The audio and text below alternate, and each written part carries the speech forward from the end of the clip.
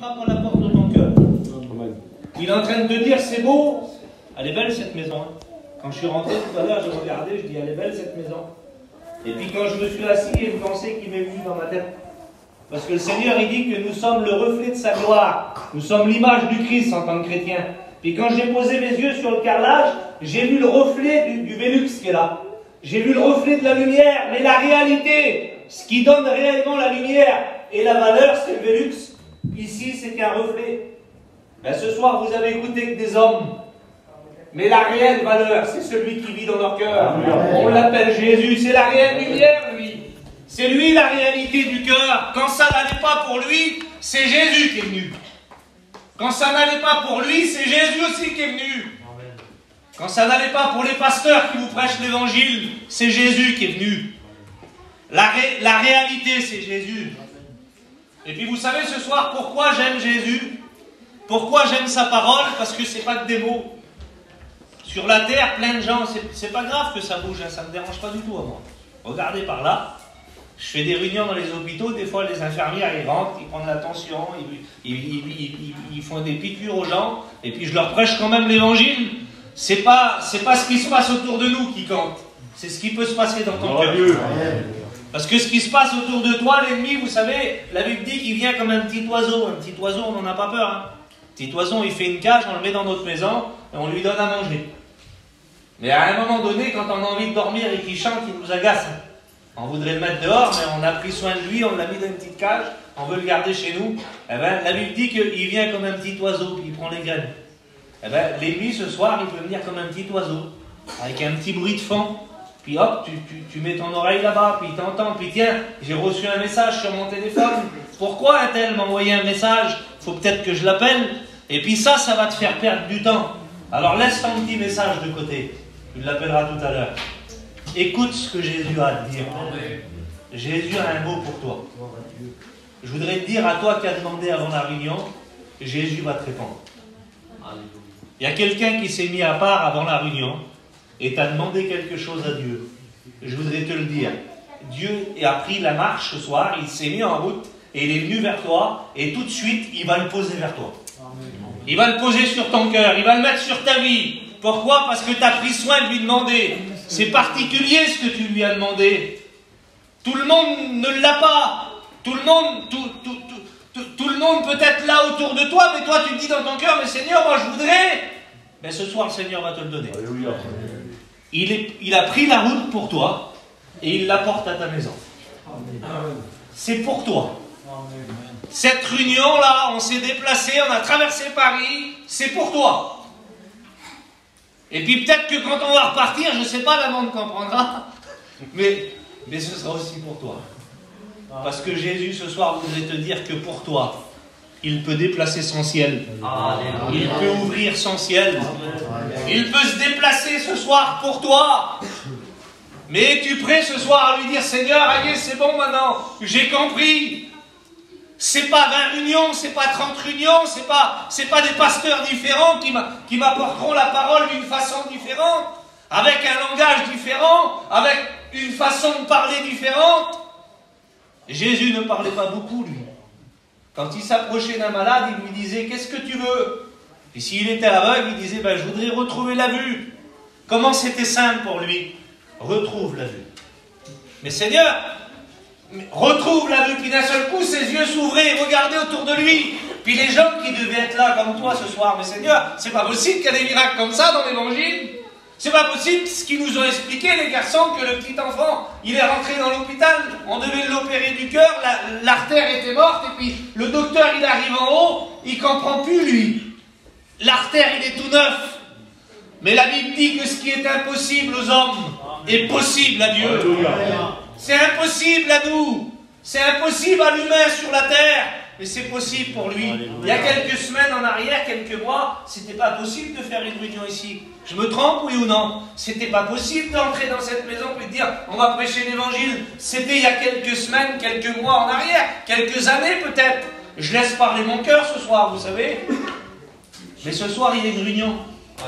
Tu es assis dedans. C'était pas possible hier. Mais la Bible dit que Jésus est le même hier, aujourd'hui et éternellement. Ce qui veut dire que ce qu'il a fait pour lui, c'est pas rien de laisser une carrière. C'est une carrière qu'il a laissée.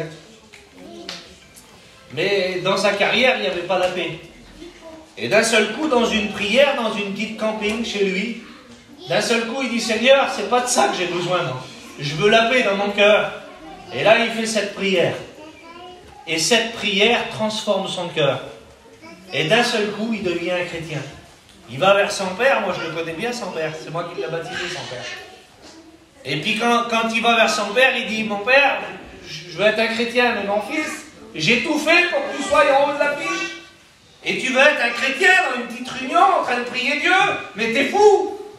Oui, mais mon père, avec lui, j'ai trouvé la paix. Amen. Eh oui, avec lui, j'ai trouvé le bonheur. Parce que si tu n'as pas la paix ce soir, Jésus la donne. Amen. Si tu ne sais pas comment faire pour t'en sortir ce soir, j'ai un remède pour toi.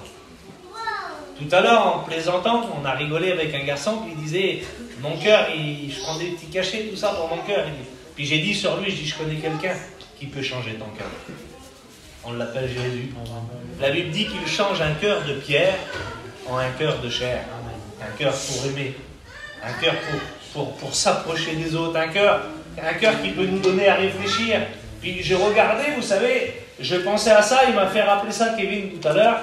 Je fais un petit peu de maçonnerie, moi, je fais un petit peu de travail. Et puis, il y a 4 choses pour faire un carrelage très droit, propre. Il faut 4 choses, c'est 4 choses fondamentales. Il faut un sol droit, et ce soir, j'ai quelque chose de droit pour vous. La parole de Dieu. Il faut une règle, c'est la droiture. La Bible dit qu'elle est une règle, c'est la droiture. Il faut du carrelage et une croix. Et puis, quand vous posez votre ciment par terre, votre colle pour coller votre carrelage, si vous voulez que votre carrelage soit droit et uniforme, obligatoirement, il faut mettre la croix. Autrement, ça va pencher. Autrement, il ne sera pas dans les règles, il ne sera pas comme il le faut. Et quand on met la croix, on arrive à le placer. Je voudrais vous dire, sur la terre des hommes, un jour, il y a eu quelque chose qui a tout déréglé. Quelque chose qui a tout cassé.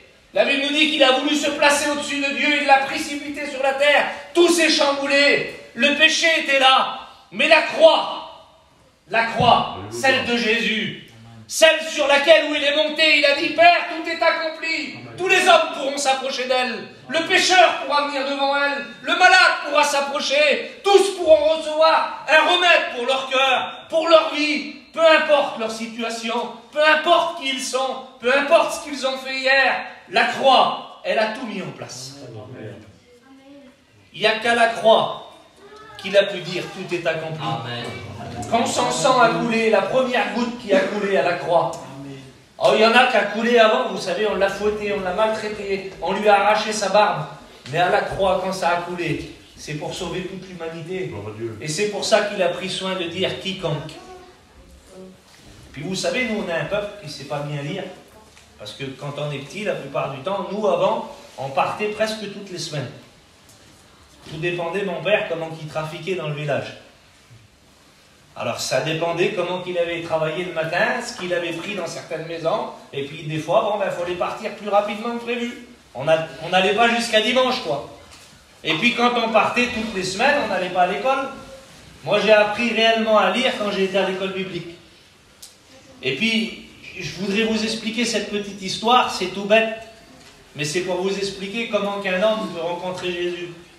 Et puis, il y a un homme qui est là devant un verger où il y a plein de pommes, des poires, de tout ce que vous voulez, puis il est devant, et il y a un petit panneau, mais il ne sait pas lire, lui. Et puis je te l'accorde ce soir, peut-être que toi tu ne sais pas qu'il y a un Dieu qui veut te sauver, mais lui il ne sait pas lire, il est devant le panneau, mais ce qui lui intéresse, ce n'est pas le panneau, c'est les pommes qui est derrière, et il veut en manger. Et puis sur le panneau, il y a marqué « Quiconque entre dans cette enceinte est passible d'une amende ou de prison ». Puis lui, il ne sait pas lire. Ce qu'il fait, il rentre dedans, il prend des pommes, il en mange, il en récupère pour aller chez lui, et puis quand il veut pour sortir, les quistés sont là. Forcément, un petit gitan au milieu d'un champ de pommes, les quistés tout de suite, ils sont sur lui. Et puis quand il vient les quistés, il le prend, il l'emmène au commissariat, il dit « Monsieur, vous n'avez pas vu ce qu'il y avait marqué devant le panneau ?» Et il dit « Non, monsieur, je ne sais pas lire. » Il dit, il y a marqué quiconque entre dans cet endroit est passible d'une amende. Mais il dit, monsieur, je ne m'appelle pas quiconque, non. Ah oui, dans la réalité, vous comprenez. Mais il dit, monsieur, mais quiconque, c'est tout le monde. Mais il dit, monsieur, je ne m'appelle pas quiconque, non. Et puis il passe au tribunal et il prend de la prison. C'était marqué sur le panneau. Eh bien, c'est marqué que Jésus va revenir. Et que si on ne fait pas la volonté de Dieu, il y a 2 endroits où passer l'éternité. C'est marqué aussi. Mais on ne sait pas lire. Mais pourtant, il y a des pasteurs qui le prêchent. Il y a des gens qui le disent. Puis là, cet homme se trouve en prison, puis un aumônier rentre dans la prison. Et puis quand il rentre dans la prison, l'aumônier, il commence à prêcher. Jean 3,16, car Dieu a tant aimé le monde, qu'il a donné son Fils unique, afin que quiconque, et là, à ce moment-là, le petit homme qui est là, il dit, Seigneur, c'est moi quiconque. Il me l'a dit le gars au tribunal que je m'appelais comme ça. Ah oui, il a dit. C'est rigolo, hein. Mais pourtant, quiconque ce jour-là a rencontré Jésus. Alléluia. Dans une prison, certes, mais il a rencontré Jésus parce qu'il avait appris que quiconque, c'était lui. Je voudrais te dire ce soir, quiconque, c'est toi, mon frère. C'est toi, ma soeur. C'est toi, jeune fille, c'est toi, jeune garçon. Quiconque, c'est vous ce soir. Quiconque, ça l'a été moi. Quiconque, ça l'a été les frères qui sont là. Quiconque ce soir, quiconque veut être sauvé. Est-ce que tu sais que tu t'appelles quiconque? Est-ce que tu sais que tu peux être sauvé? Est-ce que tu sais qu'il y a un homme de 33 ans qui est mort pour toi à la croix? Est-ce que tu sais qu'il y a un homme qui a donné toute sa vie afin que toi tu aies la vie? Alors ce soir, quiconque voudrait s'approcher de Jésus, et quiconque, c'est peu importe le nombre, peu importe la façon dont tu vivais hier, peu importe comment tu as parlé de lui hier, la Bible dit que le brigand qui était à sa droite et l'autre à sa gauche l'insultait de la même manière. Ils avaient les mêmes propos envers lui. Il disait, si tu es le Fils de Dieu, il dit, descends de ta croix et sauve-nous. Et là, il y en a un qui a réfléchi en route. Pourtant, la Bible dit qu'ils avaient les mêmes propos. Et puis, il va dire ces mots, il va dire, Seigneur, souviens-toi de moi quand tu seras dans le ciel. Parce qu'il s'est repenti, parce qu'il y a cru, parce qu'il a demandé pardon si vous voulez aller par là. Jésus s'est tourné et lui a dit, aujourd'hui même, tu seras avec moi dans le paradis. Amen. Je voudrais te dire que Jésus voudrait te dire les mêmes mots à toi ce soir. Aujourd'hui même, si tu veux, tu peux aller avec moi au ciel. Aujourd'hui même, je viens sauver ton âme. Aujourd'hui même, je peux sauver ta vie. Aujourd'hui même, je peux répondre à ton besoin. Parce que pour Jésus, il n'y a rien d'impossible. Rien. Et puis, j'ai pour preuve ce soir ce mot-là. Quand des hommes, devant certaines situations, ne pouvaient rien, ils envoyaient vers Jésus. Et puis, j'imagine ces hommes-là, en train d'étuiler un toit. Imaginez-vous tout de suite, là, je ne sais pas c'est à qui la maison, là, celle-ci, là. On m'a dit que c'était un homme tout à l'heure, je ne sais pas. Là, voilà. D'un seul coup, tu vois le toit s'ouvrir, là, et on descend un homme avec des cordes, et puis on le descend là. Alors toi, d'un seul coup, tu vas te dire, mais qu'est-ce qui se passe? On est en train d'étuiler mon toit. Oui, il n'y a plus de place. Les gens étaient là devant la porte et on ne pouvait pas passer. Mais les 4 copains de cet homme étaient très courageux. Ils voulaient à toute fin qu'on l'emmène devant Jésus. Puis ce soir, tu as été courageux. Tu as ouvert ta porte et tu as amené toute ta petite famille devant Jésus. Tu les as amenés devant lui. Puis tu as voulu que ce soir, Jésus vienne devant ta petite famille. Est-ce que tu voudrais plus que tout, peut-être? Mais tu ne le diras pas aux autres. Mais c'est peut-être dans ton cœur, ce que tu voudrais plus que tout, c'est que le Seigneur vienne leur faire grâce. Et puis là, cet homme, on le descend. Alors, je ne sais pas comment ils s'appellent, ces petits copains-là. Peut-être courageux, je vais dire, je ne sais pas. La foi, peut-être l'amour, peut-être celui qui veut aller plus loin. Et puis d'un seul coup, on le descend là. Et puis je m'imagine que dehors, il y a plein de gens qui sont là, puis ils voient un paralytique descendre sur un lit. Et puis ce soir, toi, tu es dans la réunion, puis tu te dis, mais Seigneur, j'ai jamais vu un paralytique marcher, moi. Là, moi, j'en ai vu un. C'est quelque chose d'extraordinaire. Un homme qui n'a plus la capacité de se lever, de marcher, et d'écouter ses os craquer en lui, et se lever debout. C'est quelque chose d'extraordinaire. Mais Jésus en parle, il le fait. Jésus le fait. Puis là, on descend cet homme-là, et les gens qu'il y a dehors, avec leurs besoins, avec leurs problèmes, avec leurs maladies, sont là, et eux, pour eux, il va remonter avec les cordes. Mais non, on l'a descendu devant Jésus.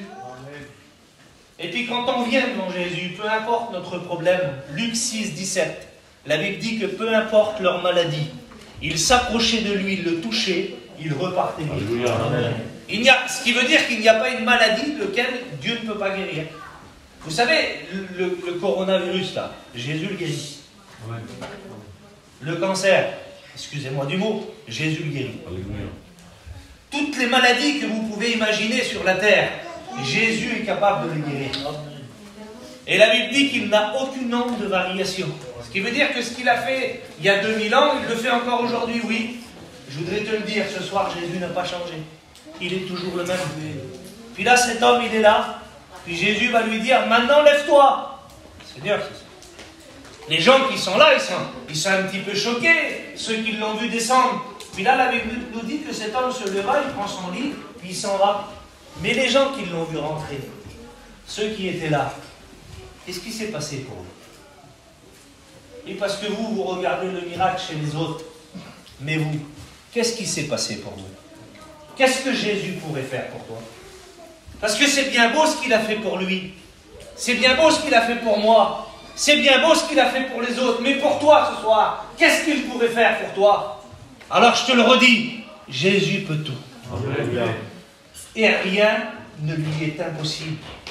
Et il y a un commencement dans la Bible. Jean, chapitre 1. Au commencement était la parole. Tout ce qui a été fait était fait par elle. Et rien de ce qui n'a été fait n'a été fait sans elle. Jésus, ce soir, voudrait dire, arrête de regarder de loin. Viens tout près de moi. Arrête de regarder ce qui se passe chez les autres. Viens, je vais te bénir à toi. Alléluia. Viens, je vais bénir ta maison. Arrête de te dire si c'est là ou là. Je vais te montrer où est la vérité. Je vais te faire voir qu'est-ce qui est la vérité. Et vous savez ce qui est la vérité? C'est Jésus. La Bible dit, je suis le chemin, la vérité, la vie. Nul ne vient au Père que par moi. Et puis, vous savez, la parole de Dieu est pleine d'exemples extraordinaires. Ésaïe, au chapitre 30, au verset 18, il va dire, cependant, l'Éternel désire vous faire grâce. Oui, Dieu veut te faire grâce ce soir. Il veut te faire grâce quand tu lui auras parlé, quand tu vas l'invoquer, quand tu vas lui demander quelque chose. Mais il y a un verset un petit peu plus loin, au chapitre 33, au verset 13, il va dire, vous qui êtes loin, il y a des gens qui écoutent de loin ce qui se passe. T'as vu là-bas, dans telle région, une famille s'est convertie. T'as vu dans telle maison là-bas, il y a des pasteurs qui sont venus, ils ont prêché l'évangile, et puis leur cœur a été touché par l'évangile. Et puis nous, alors, ben t'es au loin, écoute ce qu'il fait. Ça va être une chanteuse tout à fait. Et il dit, vous qui êtes auprès, sachez quelle est ma puissance. Amen. Ce qui veut dire que quand on s'approche de Jésus, on peut voir qu'est-ce qu'est sa puissance, qu'est-ce qu'il est capable de faire. Et ce soir, le Seigneur peut le faire pour vous. Amen. Amen. Est-ce que vous voulez que Dieu fasse un miracle dans vos vies? Amen. Qui c'est qui voudrait voir un miracle? Amen. Tu veux voir un miracle? Tu veux que Dieu opère un miracle dans ton cœur tout de suite? Eh bien moi, je voudrais te le dire ce soir avec ma foi. C'est ma foi qui te parle. Mais c'est mon Dieu aussi. Ce soir, la Bible dit que tout est possible, ou je me trompe, mais c'est marqué dans la Bible, tout est possible à celui qui croit. Amen. Alors tu crois, toi. Et la Bible dit que rien n'est impossible à Dieu. Si on met ces deux versets ensemble, toi tu crois, alors il dit que c'est possible à celui qui croit. Et la Bible ne ment pas. Tout est possible à celui qui croit, et rien n'est impossible à Dieu. Alors on va appeler ce Dieu du ciel, Amen. Celui qui opère tout miracle. Et puis on va lui demander quelque chose ce soir. On va lui demander d'opérer un miracle dans ton cœur. On va lui demander d'opérer un miracle dans ta vie, parce que Jésus le fait, plus qu'il n'a pas changé. Autrement, ça ne sert à rien que je prêche. Les frères, arrêtez les réunions. Jésus, s'il ne fait pas ce qu'il dit, on arrête tout. Mais la Bible dit que Jésus fait. Amen. Ce qu'il dit, il le fait. Amen. Et puis je voudrais vous expliquer le témoignage d'un jeune qu'on connaît tous là. On le connaît, on connaît ce foyer. On connaît un jeune que quand il est né sourd. Et pour les docteurs, il n'y avait rien à faire pour lui. Et de sa naissance jusqu'à 18 mois, ce petit enfant-là, les docteurs l'ont déclaré totalement sourd. Et puis il a grandi. Et puis un jour, il y a un pasteur qui est venu chez ses parents. Et ses parents, à ce petit garçon-là, il y avait plein de religions différentes. Excusez-moi, ce soir, je ne suis pas là pour parler de religion ou pour parler de ta religion ou de la mienne. C'est pour vous parler de ce qui se passait dans cette famille. Et puis ce soir, dans cette famille-là, il y avait plusieurs religions. Il y avait un papou dedans, il était antoiniste. Alors il allait prier dans une petite maison là-bas, le père Antoine. Et puis il y avait une mamie dedans, c'était une catholique fervente depuis tout jeune. Elle avait fait sa communion, son catéchisme, elle chantait dans la chorale, elle lisait. Et puis c'était une femme de prière, elle enseignait les petits-enfants à l'école du dimanche. C'était une femme fervente par rapport à sa religion. Elle aimait Dieu. Dans sa façon d'être, elle aimait Dieu. Et puis de l'autre côté, son papou c'était un musulman. C'était un contexte un petit peu spécial. Hein. Il y avait plein de religions. Et puis sa mamie de l'autre côté, c'était une femme qui croyait en rien. Elle, il n'y avait pas de Dieu, il n'y avait pas de diable, il n'y avait rien du tout. Et puis ces gens-là, ils étaient comme ça. Puis ce foyer-là, ils ont eu 3 petits-enfants et le 3e, il est né sourd. Et pour les docteurs, rien à faire. Tous les plus grands hôpitaux de Paris, les plus grands hôpitaux de France, à Nantes, partout où vous voulez, où ils s'occupent de ça, les docteurs ont dit qu'il n'entendra jamais. Et il y a un pasteur qui est mort. La Bible dit quand un malheureux crie, l'Éternel l'entend et il le délivre de toutes ses détresses. Puis le pasteur, il est venu dans le petit terrain où ils étaient là, et puis il a frappé aux portes, il dit on fait une petite réunion devant avec un bus, ceux qui veulent venir, vous êtes les bienvenus. Puis dans la réunion, il dit on prêche Jésus sauve, Jésus libère, Jésus guérit et Jésus revient. Puis la femme, elle était là, puis elle faisait sa vaisselle, puis elle a dit ces mots-là, elle a dit je l'ai emmené partout mon fils. Je l'ai emmené dans tous les plus grands centres. Il dit, il n'y a rien à faire pour lui. Si ce serait vrai. Elle dit, on a interrogé nos religions, il ne s'est rien passé. Mais il dit, si ce serait vrai, ce qu'il dit cet homme. Et puis là, elle a été à la réunion, elle a écouté le message de l'évangile. Puis elle a été chercher son petit garçon, 18 mois qu'il était sourd. Et puis les pasteurs ont prié pour lui au nom de Jésus, ce Jésus de la Bible. Amen. Ce Jésus qui vous est prêché ce soir. Ce Jésus, pour ceux qui ont levé la main tout à l'heure, qui veulent voir un miracle, qui est capable de faire un miracle dans ton cœur. Ce Jésus-là, il a prié au nom de Jésus, cet homme-là. Et ce petit garçon a été totalement guéri. Alléluia. Et puis le même petit garçon, il a grandi à l'âge de 3 ans et demi, il a eu un cancer généralisé. Il avait 1 an à vivre à l'hôpital Paul Brousse, là, à Villejuif. Il avait un cancer du sang, un cancer de la moelle osseuse et une lymphocytose infectieuse en même temps. C'est impossible qu'il guérisse.